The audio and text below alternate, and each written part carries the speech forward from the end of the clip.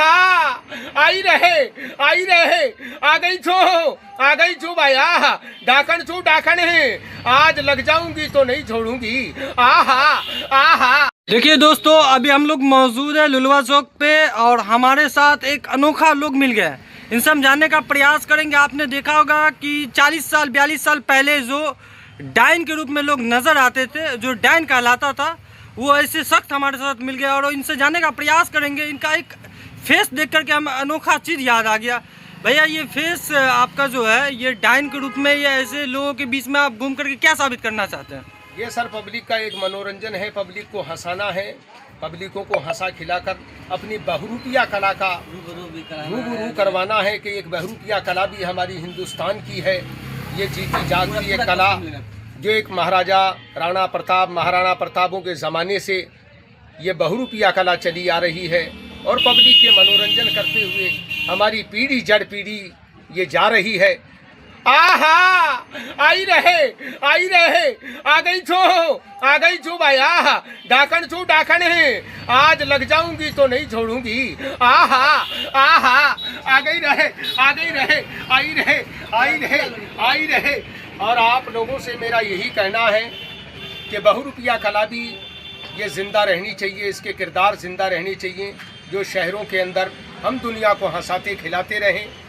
बस यही सर एक बहुरूपिया। नहीं, एक सवाल है मेरा आपसे कि ये जो आपका रूप है, कहीं ना कहीं डायन को लेकर के आए दिन सवाल उठता है कि लोगों को कहीं ना कहीं टारगेट किया जाता है। आपने देखा होगा कि ग्रामीण क्षेत्र में खास करके जो डायन का मुद्दा है लगातार चलता है और कहीं ना कहीं लोगों को डायन के से ये वो कर करके झाड़ फूक करके उनकी हत्या कर दिया जाता है। तो उसमें क्या कुछ कहना चाहेंगे? ये कहाँ तक सच्चाई है? ये सर सच्चाई की जहाँ तक बात है तो बहुरूपिया कला तो पहली बात अगर ओरिजिनल होगा तो वो देहात में जाएगा ही नहीं।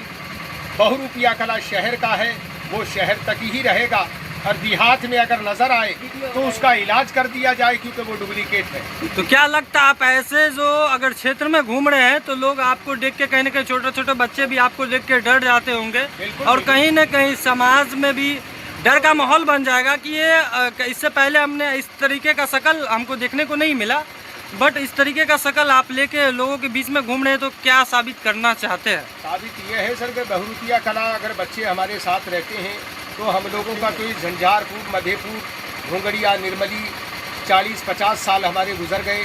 झंझारपुर में विधायक साहब थे रूपनारायण झा, उसी ज़माने से हमारी परंपरा पीढ़ी इस मिथिलांचल में चली आ रही है और बाल बच्चों को तो हम पहले मना कर देते हैं कि बाबू रोड से हट के रहो।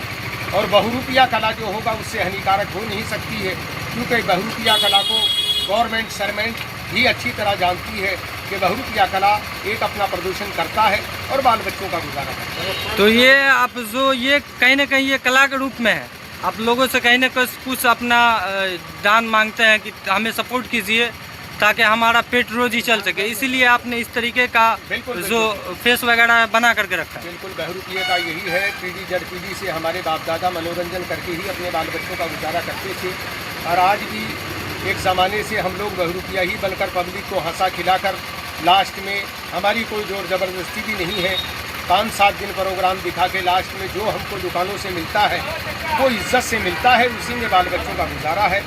और आप अगर ज़्यादा ध्यान दे रहे हैं तो गवर्नमेंट सरमेंट से हमारी तो जितने भी हमारे लोग देख रहे हैं उनसे क्या कहना चाहते हैं आप? सबसे पहले ये बता दीजिए, कहीं कि आप ग्रामीण क्षेत्र में जाएंगे तो बच्चा भी देख के डर जाएंगे और बुजुर्ग भी देख के डर जाएंगे कि कहीं ना कहीं चोर आ गया या क्या कुछ आ गया, इस तरीके का। बहुरूपिया तो खैर गाँव देहात में सर जाता ही नहीं है, बहुरूपिया तो शहर तक का ही है और वो गाँव देहात में अगर कोई बुलाएंगे